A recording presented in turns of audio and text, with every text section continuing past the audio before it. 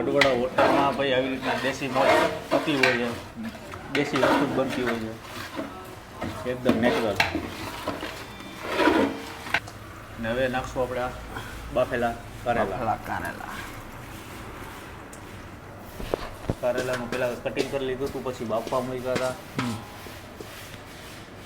મીઠું બોલ ચડાવીને એટલે કડવાશ બે કપાઈ એકદમ મીઠા થઈ જશે.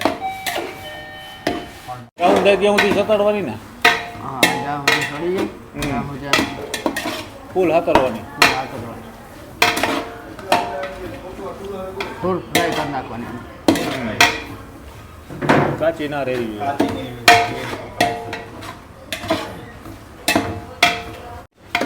હવે ઉપરથી આવી જાય ભાઈ ધાણા ભાજી શણગાર આવી ગયો છે અને આપણું કસ્તુરી કારેલાનું શાક ઓલરેડી છે તૈયાર. તો તમારે ખાવું હોય તો ભાઈ અહીંયા પહોંચી જવાનું. ક્યાં પહોંચી જવાનું? આપણે ધારેશ્વર વડવાડા હોટલ જેતપુર. જેતપુર ધારેશ્વર વડવાડા હોટલ ત્યાં પહોંચી જવાનું. આવું દેશી મોજ કરવાની. બાકી દાળ ભાત શાક રોટલી પછી દહીંનો ઓળો.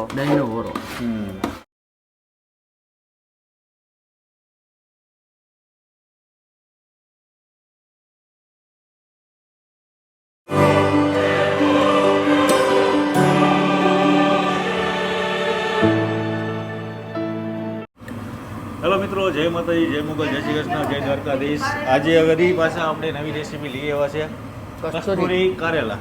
હે બિકનભાઈ? બોલો બોલો ભાઈ. આજની રેસીપી શું છે નવી? અચ્છા, કસ્તુરી કારેલા બનાવવાના છે. કસ્તુરી કારેલા.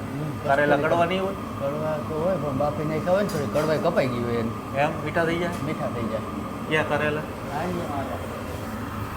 આ કટિંગ કરેલા? કટિંગ કરી એટલે પહેલાં કટિંગ કરીને કરેલા? પહેલાં કટિંગ કરી અને પછી બાફી નાખવાના. હા, થોડું મીઠું નાખીને પછી બાફી નાખવાના, નિમક નાખી એટલે કડવાશ ભાંગી જાય આવું. એટલે એની કડવાઈ થાવ કપાઈ જાય.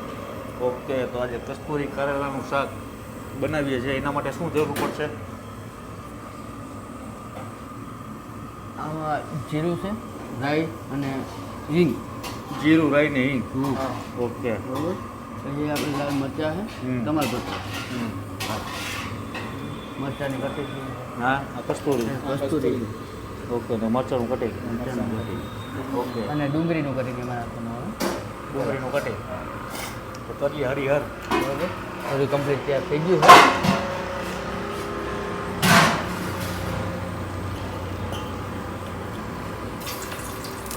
ચલાવી. તો સૌથી પહેલાં સૂકા લાલ મરચાં. સૂકા લાલ મરચાં નાખો. તમાલપત્ર. પછી રાઈ, જીરું ને હિંગ.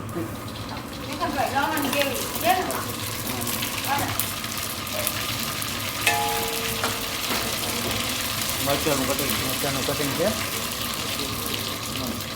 મરચાંનું કટિંગ.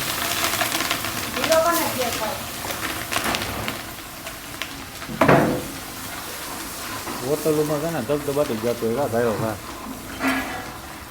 તમે કંઈ ગરમ મસાલાનો ઉપયોગ કરતા જ નથી. હે, નેચરલ. હાવ. આદુ લસણની ગ્રેવી છે. એ આપણે 2 ચમચા નાખીએ. 2 ચમચા આદુ લસણ.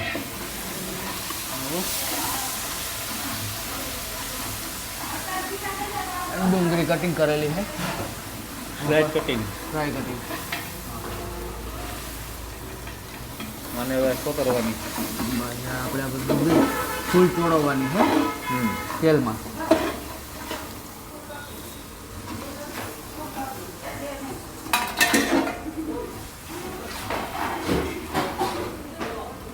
આ બ્રાઉન થાય ત્યાં સુધી સતાડવાની ને?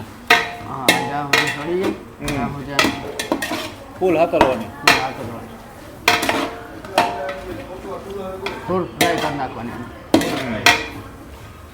કાચી ના રહેવી જોઈએ.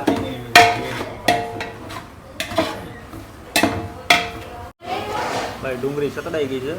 હવે એની ઉપર આવશે શું ભાઈ બિકનભાઈ? હળદર નાખ્યું.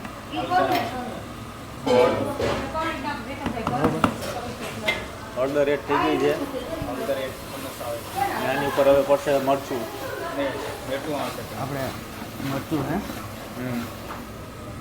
મરચું આવી ગયું છે. મરચું આપણે 3 ચમચા નાખશું. 3 ચમચા મરચું, અને કઈ વાત? 5-6 કિલો કારેલા હોય છે. 300 કિલો કારેલા. હોટલોમાં ભાઈ જો આવી રીતે ધબધબાટી બોલતી હોય અને હોટલની રસોઈ જો આવી રીતના બનતી હોય છે વગર મસાલે છેલ્લે મીઠું નાખશું. અને સ્વાદ અનુસાર જો અત્યારે મીઠું નાખ્યું છે. ઘરે તો બનતું હોય છે ભાવ ફૂલ ક્વોન્ટિટીમાં બનતું હોય છે હોટલોમાં રસોઈ આવી રીતના થતી હોય છે. હા? મરચું, હળદર, ધાણા જીરું બધું આવી ગયું. ધાણા જીરું નાખ્યું કે નહીં? હા, ધાણા જીરું આવી ગયું. આવી પહેલા ગયું? આપણે વઘારમાં જ આવી ગયું. ઓકે, હવે કસ્તુરી મેથી. આમાં કસ્તુરી મેથી નાખીએ.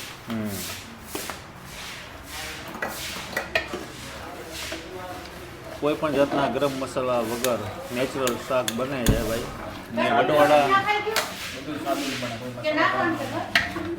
ને વડવાડા હોટલમાં ભાઈ આવી રીતના દેશી મોજ થતી હોય છે, દેશી વસ્તુ જ બનતી હોય છે એકદમ નેચરલ. ને હવે નાખશું આપણે આ બાફેલા કારેલા. કારેલાનું પહેલાં કટિંગ કરી લીધું હતું, પછી બાફવા મૂક્યા હતા. મીઠું ગોળ ચડાવીને એટલે કડવાશ બે કપાઈ એકદમ મીઠા થઈ જશે. અને હવે એકમાં મિક્સ કરીને ને ફૂલ મિક્સ કરી નાખવાનું. આજે આપણે પણ પહેલી વાર જોઈ કસ્તુરી કારેલાનું શાક કઈ રીતના બને છે. આનો ટેસ્ટ કેવો આવે છે ભાઈ? બાકી રહ્યો થોડો ખટ મીઠો આવશે. ખાંડ નાખો ને? હા, ઓકે. એટલે કડવા હોય ને હા હા હા. થોડીક ખાંડ નાખશું. ક્યાંક કોક કારેલું કડવું આવી ગયું હોય ઓકે, કસ્તુરી કડવી હોય છે ને કારેલા કડવા હોય છે. એટલે થોડો ખાંડનો ઉપયોગ કરવાનો ને. હા, બીજું શું બાકી છે ભાઈ?